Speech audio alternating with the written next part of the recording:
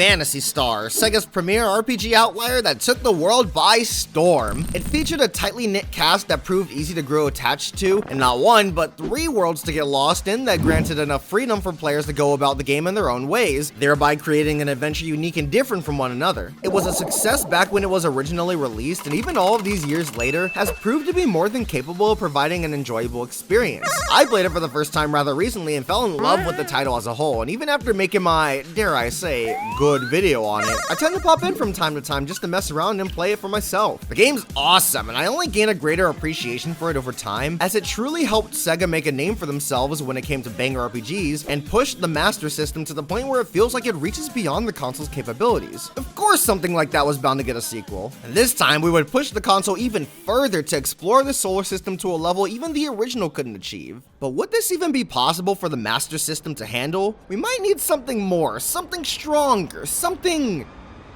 Wait, do you hear something? Because I think that's the sound of the next generation! Ba-bam! Enter the Sega Genesis. With a brand new console and 8 whole extra bits to work with, this represented the future of the company, and even today is easily their most iconic piece of hardware. It was cleaner, cooler, and stronger than the Master System, meaning more faithful arcade ports, brand new IPs, and sequels to beloved classics. While one for Phantasy Star was originally planned for the Master System, gears were eventually shifted to the Genesis for reasons that shouldn't be hard to understand given the system's capabilities we just highlighted, meaning the Fantastic Stars truly were the limit for what a follow-up could potentially provide. And with the developers wanting a stronger emphasis on storytelling, a deeper dive to be taken into the entirety of Algol, and a further fleshed out combat system only capable on the stronger tech of tomorrow, just what was possibly in store for the eager Sega lovers? The answer to that is Phantasy Star 2, the much-awaited sequel released in March of 1989 and a year later in 1990 overseas in America. 2 years from the original's Japanese and American release dates respectively, as a matter of fact. Pretty cool that works out, huh?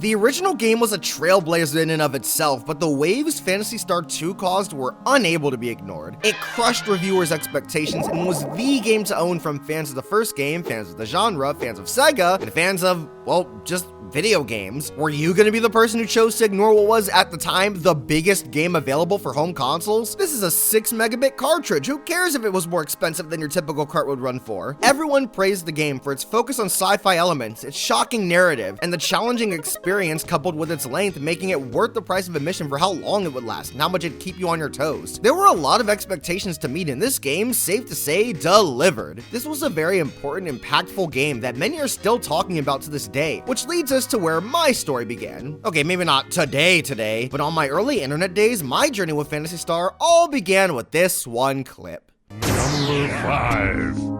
Phantasy Star 2 was just like every other RPG when it came out on the market. Just on steroids.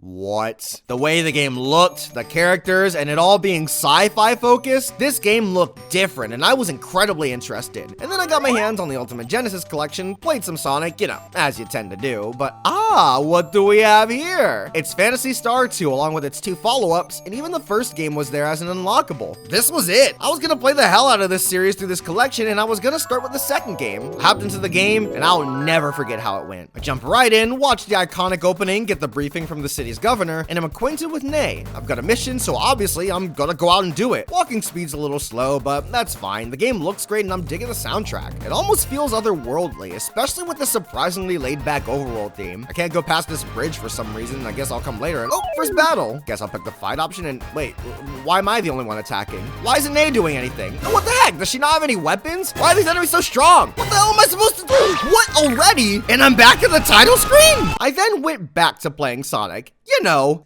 as you tend to do. Okay, so maybe I was just a stupid kid who didn't know what he was doing, but while my experience with RPGs was much smaller then compared to how it is now, I think we can all agree that Phantasy Star 2 was a bit harder than your typical adventure. I mean, I had played Chrono Trigger and a bit of Final Fantasy VI at this time. I knew what an RPG was and how to play it, but the game still curb stomped me, so much to the point where I didn't think I wanted to play it. I eventually unlocked the first game and even tried that, but after essentially the same thing happened, except that time I was even more alone in a literal sense, I found no reason in continuing my relationship with this series. Fast forward to today, I beat Phantasy Star 1 earlier on this year and I loved it. I want to continue the series, meaning revisiting Phantasy Star 2, and despite my early, rough first impression, I'm not weary or cautiously optimistic, I'm actually kind of excited. I still tend to hear this game be brought up when discussing great classic RPGs, and after finding so much to enjoy from a Master System game, I can only imagine what strides could potentially have been taken when jumping to the Genesis. It was time to play the sequel once more, only this time with the intention of beating it. No exceptions. About 15 hours later, I did just that, and much like the first game, it all ended in me feeling tons of emotions I wasn't exactly expecting, and as it just so happens, there's a lot more to this game in question than I could have predicted. With supplementary text adventures, another 2500 series remake, and just a much beefier experience within the game itself, I can now very easily see why so many people are unable to stop discussing this game even all this time after its release. Beyond trying to learn about this game's ins and outs, what it's going for, and how it expects you to approach it, there's so much about it to chew on, and if anything, all of this makes it such a fascinating work of art, one of Sega's most fascinating out of their entire catalog. So we're going to talk about it all: what works, what doesn't, what philosophies were shifted from the first game, how the change in hardware affected the final product, what all these extensions of the game do to expand on the massive experience already presented within the game itself, and why at the end of the day, it's yet another entry I fell in love with. We've got a ton to talk about, so grab yourself some water and relax, get comfortable, and hop into the spaceship, loser, because this is my revolutionary review for Phantasy Star 2. When you hop on over to a new console generation, what's the first thing you think of? Is it the new games that'll inevitably push the industry that much further? The better processing power? Or is it how much better everything will look? Because I guarantee a lot of people's minds tend to wander in that direction sooner rather than later. The leap from the third to the fourth generation was a big one for a lot of reasons, but the increased graphical prowess alone is simply staggering. Phantasy Star 2, even being an early Genesis game, still looks pretty great for a multitude of reasons. Just on a technical level, I love how much better everything looks in the overworld. They're detailed to where I'm satisfied with how a character translates to this more simplified style, and just like the first game's remake, everything on the overworld looks pretty good there as well. Gotta be honest though, I'm gonna have to give the edge to the Genesis game here, and that primarily comes from a richer color palette compared to the remake's more washed out one. Also, I'm a sucker for 16-bit, it was kind of a losing battle. The scaling's a lot better in this game's top-down view as well, particularly in the Genesis version, since the original game's remake was already pretty good in this regard, but I highlight that in this game specifically because unlike the former title, there's no more first-person dungeons or a first-person perspective in any part of this game. This was the result of time constraints and the Sega Genesis having memory limitations that made incorporating these kinds of dungeons simply impossible. The game was already packed enough as is. I mean, it was the biggest game in the industry at the time, so I think it's fair that they didn't want to make an even larger ROM size, don't you? I don't really miss them, to be honest. The trick was cool at the time of release, but nowadays I find them to be some of the weaker looking parts of the original game, both versions at that. If I had to choose between these and regular top-down perspective labyrinths, I'd pick the latter, and that's what we got here. Unfortunately, because we just had to show off our fancy new parallax scrolling, every dungeon inside the man-made technological buildings have these ceiling bars or whatever that obfuscate the player's view, and they're so distracting. These do nothing but get in my way. I get it, your fancy new console can do these things, but should it do those things? I would argue no, and I think that at some point Sega felt the same way, because the remake thankfully lets you get rid of these, which was a nice touch. The battle screen looks a bit different as well. Most prominently, combat will always take place on this grid that looks straight out of Tron, and while a part of me misses the different backgrounds that all correlated to where you were when you were randomly encountered, I kinda dig it, it looks cool. This is another area where the remake takes some graphical liberties though, offering the option to either have the iconic grid, or have these backgrounds based on the player's location, which out of every graphical update or change, has gotta be my favorite. This required a bit of extra work to put in, so the inclusion is very much appreciated, and I made sure to take advantage of it. You may have also noticed that both the remake and the original version's battle screens are all showcased in the third-person perspective, and that's because we've shifted to just that in the main series, unlike the original version of the first game. Like I said with that game's remake, I like this better because it allows us to see characters doing their commands actions, which is nice. Granted, the party's animations are pretty standard and don't have many frames attached to them, but I liked seeing them nevertheless, as well as the enemies moving about, especially because, like before, monster designs are pretty good. In this game though, they're called biomonsters, being strange mutations caused by abnormalities within the world's climate due to all of the technology being out of whack. That was a lot of words. The point is, they're allowed to be more creative and almost abstract, making for a greater amount of diversity across the board. Which actually brings up an interesting point about this game, and that's how it tips the fantasy sci-fi scale a lot more toward the science side. This ended up being a point of contention with a lot of fans of this series, citing how the original game does a much better job at having the two art styles work together to create this series' whole identity. And while I can see where they're all coming from, I don't think we're giving enough credit to how big the spectrum of the genre hybrid truly is. There are still plenty of fantasy elements in this game that work well with the science fiction ones, it's just that the latter got a bit more focus this time around for the sake of the story, and maybe even to stick out in a gaming genre that tends to focus on fantasy much more, especially at the time this game originally released. While Phantasy Star 2 no doubt tells a science fiction story, it still has plenty of fantasy elements and plot points to make it feel like a satisfying hybrid just as the original was. And while the blend may not be as seamless or evenly split, I was more than satisfied with what we were given and remained impressed by how well it all worked together. Just going back to the biomonsters, it's cool that these fantastic beasts are the result of technological failures and tampering. Your party members still use weapons from both sides of the combination. And while I would have liked a bit more variety with my party members, it's still cool to have one of them be a mix of biomonsters and humans. If there's one thing this series is really consistent with, it's the balancing act of the different art styles, and this game is no exception. It just goes about it in a different way that, for my money, works. In fact, let's go back to that cast, why don't we? It's a much larger core group this time around, 8 characters instead of 4 to be specific, and they all look pretty cool with their various drip and wacky hair colors. I particularly love Shur and Nay's designs, with Rolf looking pretty clean too. Oh yeah, I should probably mention, I'm sticking with the localized names again. They're different once more, but I think from here on out, I'll refer to everyone in every other Phantasy Star game I may or may not look at in this way, just for consistency.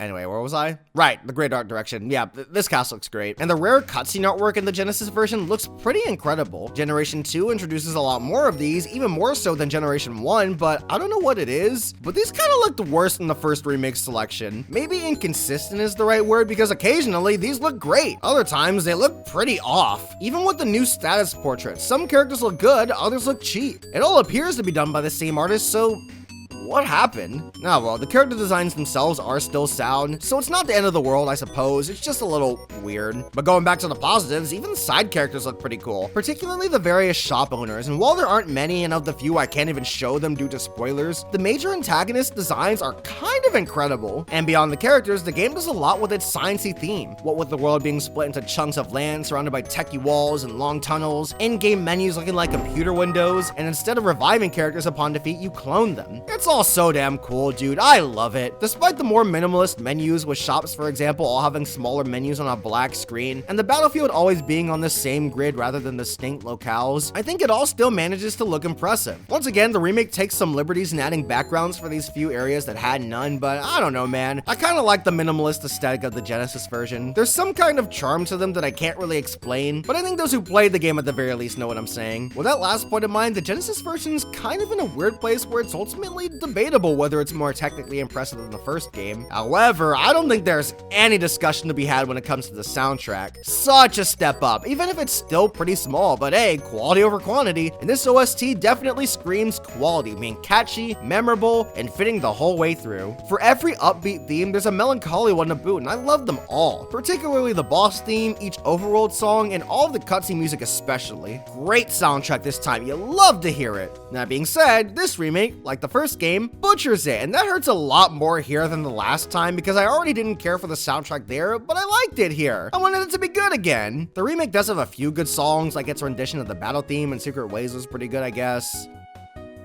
Yeah, I think that's it. I don't like the rest of it, and it's all because the tone of every song is so off, making them fall apart. Maybe they were going for a different vibe, sure. I'm all for new takes on similar music, I suppose. But even then, the instrumentation reeks of cheapness. It's all so artificial and soulless. In the original, you had this chilling, alien main theme that had me hooked since day one.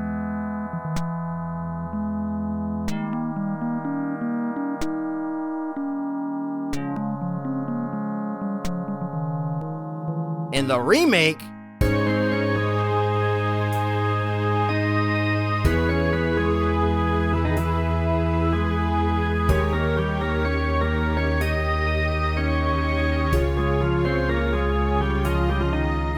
what even is this? The tone is gone, and even if I tried to shift my mindset to whatever they were going for here, it still sounds bad because of the baffling instrumentation. It doesn't work, so for this video, while I'll be using a lot more of the Genesis game soundtrack, it's still pretty small and you can listen to the whole thing front to back before this video ends, so as you may have noticed, I'll be opting to use external material here to fill in the gaps just like the last time. Anyway, it may surprise you to hear me say this for a variety of reasons, but I have a lot to say about this game's story. Surprising in the sense that I tend to focus a lot more more on the gameplay, which I will still do in this video, don't you worry, but also surprising in the sense that the last game's story played such a backseat to the actual video game. And in all fairness, that simplicity and smaller role did a lot to heighten the overall game's experience. The whole point of Phantasy Star was simply getting all of the cool weapons and gear to defeat the Mad King. How you did that was completely up to you, which paved the way for open-ended progression and player expression, while also leaving a lot up to the player's interpretation in the name of encouraging them to make a story separate from their peers. It was great, and the way I interpreted that story was as a fun, planet-hopping MacGuffin quest, all tied together by a tight group of lovable goofballs. There was clearly a lot of hardware shenanigans holding the developers back from fleshing out that story as much as they probably wanted to, but this worked pretty well. Heck, when the remake did have the opportunity to flesh out that plot even more, it chose not to. Call me crazy, but I don't think that was an accident. The way the original story was presented ended up working in the game's favor, so that feeling was better off being preserved, albeit to a lesser extent than the original. That all being said, from the get-go, this sequel was always one meant to not just continue the story of the original, but to do it in a way that would have a much greater emphasis than the first game ever did. Whether the Master System would have been able to handle something like that while maintaining the scope of the original game is a question I don't think we'll ever get a real answer to, but there was no doubt that the Genesis was a console made to handle a game of that scale. So it's ironic that due to the time constraints, change in hardware, and internal disagreements, this game's story went through so many changes that the original draft and idea are all completely different from what we got. Not that there's anything wrong with that, but I do think that there are some areas within this game's narrative, how it's paced, and more prominently how it's presented, that are a direct result of these developing shenanigans. And for the record, this was something I felt while playing the game for the first time, without my research I did after the fact.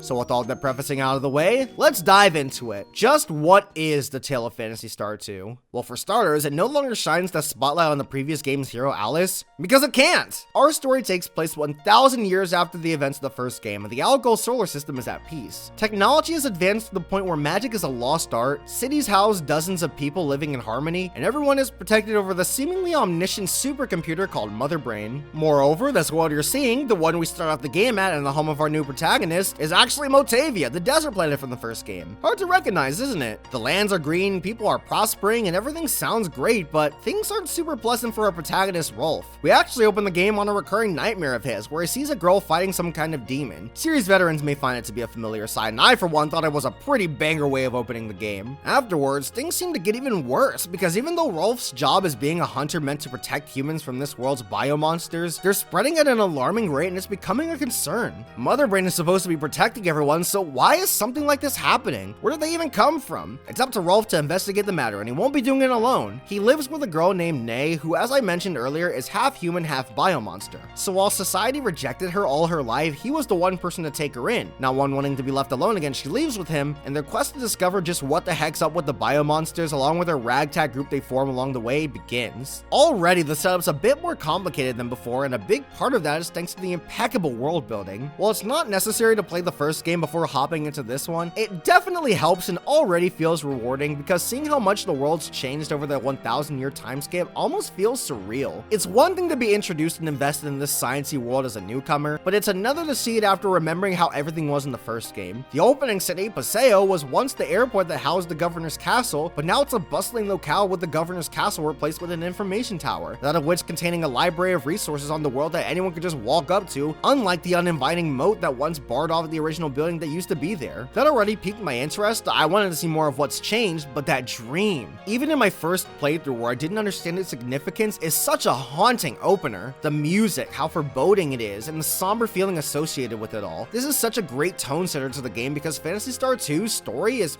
pretty depressing a lot of the time, a stark contrast to the first game. I suppose that makes some deal of sense though, considering your whole mission begins by questioning whether or not this great new way of life is authentic. What if Mother Brain really doesn't have our best interest in mind? Why does paradise not feel like, well, just that? You're challenging the status quo, something no one else has done to this extent, meaning things won't be easy and there will be severe sacrifice and consequences as a result of what you're trying to achieve. I found myself incredibly engaged throughout the more poignant moments, with the finale to Act 1 in particular sitting in my mind. I didn't think it would get crazier than that, but then Act 2 kept throwing all of these wild twists at me, with the ending being something I still think about a bunch. I sound surprised when I say all of this because I didn't expect to feel this way. I thought the pacing was gonna ruin all of that for me because if I'm being real, it's not great. There are a lot more cutscenes in the first game, but still not as many as you'd think. The game maintains the early RPG trope of leaving a lot up to the player to figure out, meaning a ton of your progression will hinge on you interacting with NPCs and engaging with their clues and problems, rather than having a clear-cut goal established in a plot progressing scene. Granted, the latter does happen a lot more than before, especially later in the game, but early on this isn't really the case, meaning those big story moments that had such an effect on me were fairly spread out without the most build-up in the world, but ironically they still feel earned and, as already established, made their impact.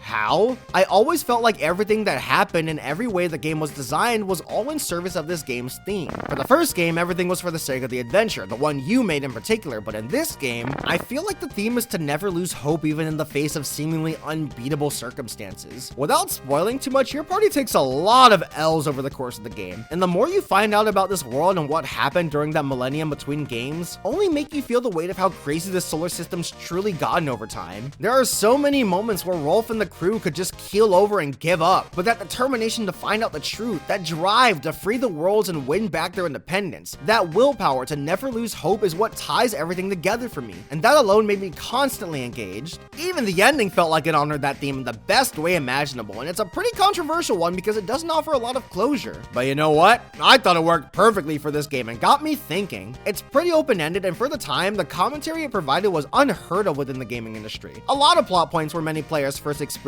within the industry, which make for some of the bigger reasons why this game is still talked about as much as it is. But it all not only aged gracefully, but made this story stick out even today. It offers enough to get completely invested, maintains interest by never losing sight of a pretty subtle theme, and leaves just enough left up to interpretation and speculation to have it all remain in your mind for a decent amount of time after it's said and done. This is art. I'm all about it, and I really enjoyed following this story the whole way through. It was a joy. Although, that being said, and it pains me to say this, but the cast could have been a lot better. I love Rolf and Ney, but other than those two, everyone else suffers from a lack of proper characterization and interactions much more than the first game's party. There, I was able to spend a lot of time with everyone because I had that same party for the entirety of the game. Of course a connection was going to be formed. Here we have 8 characters to play around with, and I can only have 4 with me at a time. I never felt like I was given the proper amount of time to form connections with these characters, which would have made for a great opportunity to find some way to get more dialogue going between these guys, but that never happened. The remake throws in a few more lines, like the hint dialogue if you're getting lost, and even a few interact with some NPCs here or there, which was nice, I suppose, but with a cast this big, I think I would have liked just a little bit more. Maybe Sega felt the same way because shortly after the game's original release, they dropped a series of visual novels called the Phantasy Star 2 Text Adventures. These were, say it with me, Japan exclusive and released for an online service called the Sega game Toshokan, where you'd follow one of the party members throughout their origin story in the style of an adventure puzzle game. They all got fan translations, which is how you're seeing the footage of me playing them now, and while they're short, they do a lot to further flesh out these characters. Suddenly, everyone becomes a lot more interesting, but I still think that the cast as a whole suffers due to their lack of real interactions between each other. And while I did end up liking a few more after playing them, like Shure and Rudolph specifically, I think this series tends to benefit more from a smaller, focused group rather than a big ensemble like we have here. My other big problem with the narrative has to be the way it's presented. There are a fair bit of legitimate cutscenes, but this game's story really could have benefited from just a few more. Most of the bigger moments had unique cut-in artwork and upped the presentation for the sake of heightening the moments that deserve to be, well,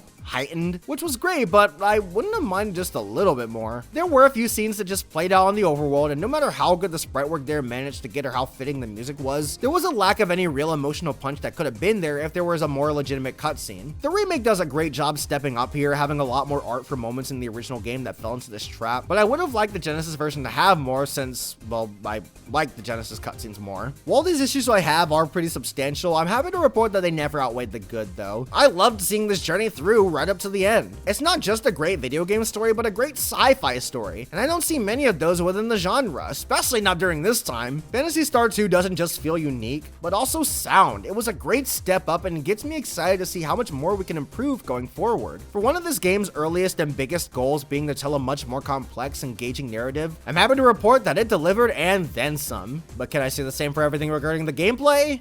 Honestly, it's a little complicated. What say you we kick it all off with the battle system this time? Starting with the Genesis version, you have a few more options than the last time, but the basic essentials are still here. You can attack, use text, pop items, hit the like button, subscribe, and the bell for notifications, which let me just say, are all probably the best options to take in this situation specifically. or run away. No option to talk to enemies this time, but since that was just the more reliable means of running that only worked with specific opponents anyway, I didn't miss it and may not have even noticed if I weren't reviewing the game, to be honest. One omission I would have noticed, however, is the lack of enemy HP being displayed.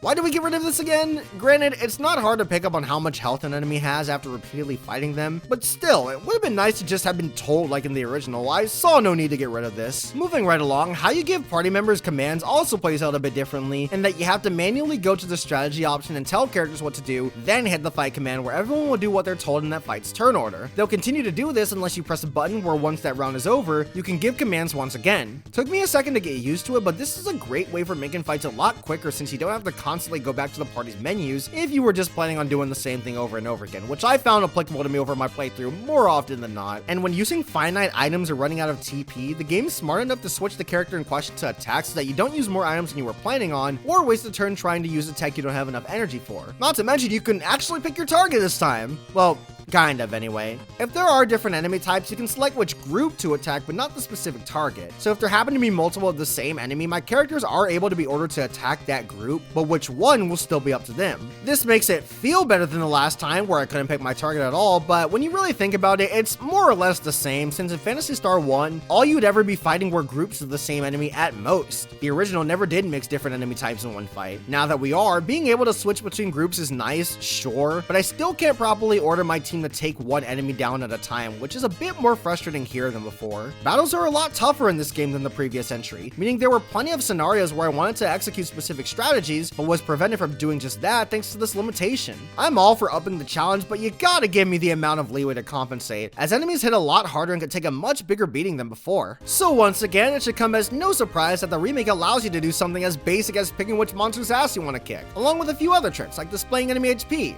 Thank you. Battles are structured a lot differently here than the Genesis version, with the whole strategy fight setup tossed to the side in favor of more traditional turn-based RPGs. Every turn you're gonna tell each party member exactly what you want them to do, unless you opt to use the auto battle option where everyone will attack at will, just like in Generation 1. Only this time they'll specifically fight at attack level 2. See, every time you order a character to attack, you'll charge up this energy meter from levels 1 through 3, with the higher levels dishing out more damage, but lessening your speed, and lower levels doing less damage but coming out faster. Do you risk taking all that damage for some extra strength on your end, or do you just go for it and hope you can chip away the last of the opposing side's HP? It adds some layer of strategy and is a creative idea for what it's worth, which seemingly plays into the fact that every battle actually ranks you upon completion, with the higher scores netting more experience points and money, and vice versa. Other than that, everything else is pretty much the same, although Generation 2's biggest additional combat mechanic, much like the gems from Generation 1, revolves around the crafting system. When you get new party members in this game, they're all greeted at Rolf's house, and in the Genesis version, they'd just be chilling there until you pick them and add them to the party. In Generation 2, you can have them either practice, which will net them some experience points without being in battle, or create, which will have them craft items exclusively through this mechanic that are used in battle to dish out some additional means of damage. Like Generation 1's gems, there's a lot of method to the madness. Certain character combinations will result in specific items, and you have to go through a considerable amount of battles for these items to be crafted, meaning they're a bit of a hassle to get, but from what I hear,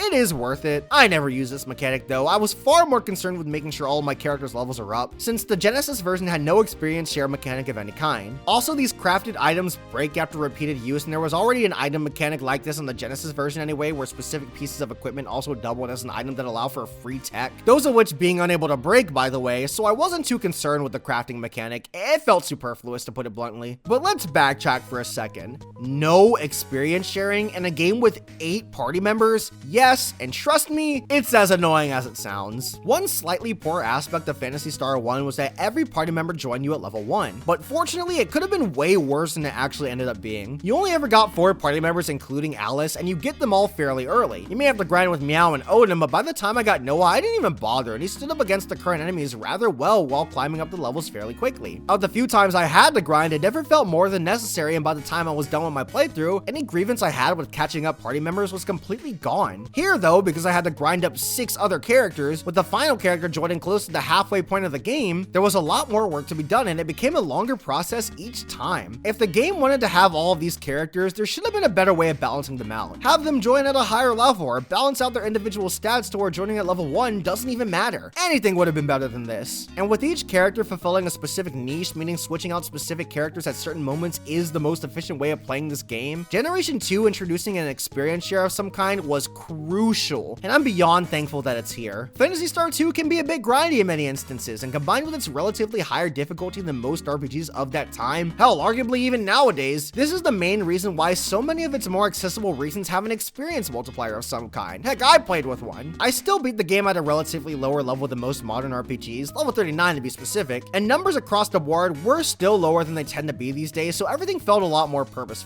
And just like the original, I really liked that. I enjoyed how much longer it took to hit triple digit HP. I liked when just 10 extra points of damage made all the difference, so on and so forth. These factors made it so that even though there were a few instances where I had to stop and get stronger, I was always seeing progress made, and like with the first game, I never abused these multipliers to get higher than the game ever intended. I just cut down on the amount of time it would all take, meaning there were a ton of fights that required a bit more effort on my end, but it felt more engaging than frustrating a good majority of the time. Generation 2, despite its additional experience share, does not reach that same achievement because like Generation 1, this game features a much larger range of numbers and stats, all while requiring a higher level from the player's team to even beat the damn thing. It does, however, still remain as grindy as the Genesis version, even more so actually, since there's no multiplier of any kind, and if you don't play super well throughout battles, you'll get a less than ideal experience reward. So you may be wondering what level I was when I finally beat the game, right? Wanna hear a secret? Promise you won't get mad first, okay? Alright, here goes. I didn't, beat Generation 2? Yes, I know, I can explain. Here's the thing, I'd like to think that I've grown a pretty good tolerance for grinding in RPGs. I'd rather not, given the choice, and just have the ability to come out on top of the experience as a result of being good at the video game, but there is a satisfaction in seeing your character's stats grow stronger as the direct result of hard work, and that was something I had felt with the Genesis version. But my dudes, the growth in Generation 2 is not only way too slow, but way too small. I only have to climb up so many more levels because every number is bigger in this game. I get to triple digit HP a lot faster, so as a way to balance this out, enemies do so much more damage. Your character's healing and items aren't any stronger than they were in the original, so now I just have to waste more resources to keep up with it all, and as soon as I do, the enemies jump up in strength yet again, meaning even more grinding. Even without the multipliers in the original, you could at least go a little bit without having to stop and train. Here it feels like every dungeon is another opportunity for new enemies to curb stomp you, and it's so draining. I get that the challenge works with the game's theme of never giving up in the face of indescribable challenge, but the original struck a balance with that and letting me feel like it actually stood a chance. I was able to overcome it all because I was allowed to progress a decent amount after a bit of training, and the gaps that were there took no longer to close than 1 or 2 levels. But Generation 2 just has too much room for one-shots and party wipes, and then the time to lessen that space is even longer because I decided to take too great a beating in these ridiculous fights. Silly me, I guess I should just stop getting hit in a turn-based RPG. I thought I'd be down for the idea, but ranking me based on how well I do has no place in a game like this, or at the very least not in this manner. Why can't I get a baseline experience gain depending on the enemy in question that feels good enough, then get bonus experience points based on how well I do? The whole game shouldn't be dependent on my skill, especially when this game makes it so easy to get blindsided as a result of random encounters paving the way for surprise encounters. Man, I sure love these. That was a lie. I hate them. Combine all of this with battles taking even longer than the original thanks to this dumb gauge that doesn't need to be here, something I have to deal with since the ranking system punishes me for using auto battling, and you've got yourself a much worse game than the original just based on the battle system alone, to the point where I didn't even want to put up with it. This was time I could have used just playing the Genesis original again. What does Generation 2 even have over it? No, seriously, while I found it debatable in the original's case, Generation 2 just kind of sucks in comparison to the Genesis version. Maybe there was a reason this one didn't leave Japan. Ugh, sorry about that rant. Thankfully, when it comes to the Genesis version, I do find this battle system to be an improvement from the original as a result of how it's set up and the different options you have at your disposal. It particularly shines during boss battles, but there are very few of them in this game. Only 3 as a matter of fact, with an extra one being a forced loss, so I didn't count it. I'm fine with a smaller amount, and I've noticed that's just how this series works based on my time with the first game, this one, and even a bit of later entries. But it is a bit of a shame here since fighting is such an improvement. And surely the dungeons are too, right? Nope. They're honestly kind of worse. Phantasy Star 1's dungeons weren't the best, but I struggle to say I truly disliked them as a whole. The later ones were a headache with special mention to the final climb towards the Mad King, but it was just typical dungeon crawling shenanigans that I learned how to mitigate the further I got in. The worst part about them was their maze-like structure, but even that wasn't too terrible until the last few labyrinths. Unfortunately, this game's dungeons are a nightmare from the get-go. The very first dungeon is a multi-layered teleport maze that was so incredibly frustrating to do without an external map, so I used one. The next dungeon was another multi-layered teleport maze that was just as infuriating to do without an external map, so I used one again. The next dungeon was, get this, a multi-layered teleport maze that was just as aggravating to do without an external map, so guess what I did? That's right, I used one. Are you beginning to see the pattern? Every dungeon in this game, and I mean every dungeon in this game, is like this. Why? I don't know. I think I read in the guide to JRPGs that the designer got a little over ambitious with the hardware, but the fact of the matter is that they're not fun in the slightest and can be a pain in the ass to navigate. I'm far from the first one to point this out though, as the earliest example of people calling attention to this are the developers behind the game themselves. Okay, so here's the thing. Just about every game back in the day came with an in-depth instruction manual. We saw this with the very first game, as a matter of fact. Phantasy Star 2, however, took this to the next level by including with every official cartridge a full-on strategy guide that told players where to go next, which items did what, and most prominently, featured detailed map layouts of every single dungeon in the game. I'm not kidding. Every single dungeon from the first to the very last one are laid out in excruciating detail with spoilers kept to as little as possible, but the fact that all of this is here at all is still pretty crazy. While we were on the cusp of the golden era, RPGs still weren't very popular at the time of this game's release, so the team behind it decided that including a way to guide players to this adventure was the best method, but that brings up a lot of interesting talking points. Older games already have a rough transition to modern platforms as a result of their instruction manuals being left behind, but Phantasy Star 2 has it especially rough because honestly, a lot of the experience feels like it's hinged on the assumption that the player has access to this or something of a similar caliber. And I guess in all fairness, nothing's really stopping you from looking up the PDF files to this hint book or using a GameFAQs guide of some kind on your own. But even with all of this, is it suddenly okay for the game to be designed the way it is? Even if the game is giving you one-for-one dungeon layouts, letting you look at exactly where everything is, where to go, and the most efficient way to do it all, does that suddenly make it all more fun and less tedious than it would have been otherwise? The hardware clearly made it possible to have such complex level design around every single corner, but regardless of the fact that the team behind Phantasy Star 2 could have designed their game in this way,